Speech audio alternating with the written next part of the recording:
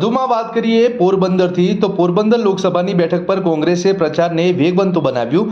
પોરબંદર લોકસભા બેઠકના કોંગ્રેસના ઉમેદવાર લલિત વસોયાએ સ્થાનિક ઉમેદવાર તરીકે મતદારોને રીઝવવાના પ્રયાસ કરવામાં આવ્યા હતા। જોકે વસોયાએ સોશિયલ મીડિયામાં પણ સ્થાનિક ઉમેદવારોને મત આપવાની પોસ્ટ વાયરલ કરી અને મતદારોને રીઝવવાના પ્રયાસ કર્યા હતા। જોકે વસોયાએ પ્રચારમાં સભાઓમાં પણ સ્થાનિક અને આયાતી ઉમેદવારોનો મુદ્દો બનાવ્યો ટોક ઓફ ધ ટાઉન।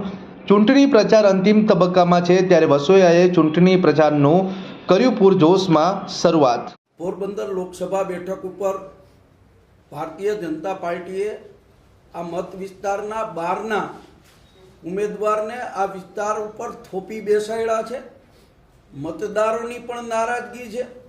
અહીંના મતદારોને એમનો સ્થાનિક ઉમેદવાર જોઈએ છીએ અને આ મુદ્દા ઉપર અમે સોશિયલ મીડિયાની અંદર પણ મૂવમેન્ટ ચલાવી રહ્યા છીએ અને લોકોની અંદર પણ અવાજ ઉઠ્યો છે કે આપણા સુખ દુઃખની અંદર ભાગીદાર બને, આપણી વચ્ચે રહેનારો માણસ છે તો એને સમર્થન આપવું અને લોકો સમર્થન પણ સ્થાનિક અને બહારના મુદ્દાને ધ્યાનમાં લઈને સ્થાનિક ઉમેદવાર તરીકે મને સમર્થન આપી રહ્યા છે।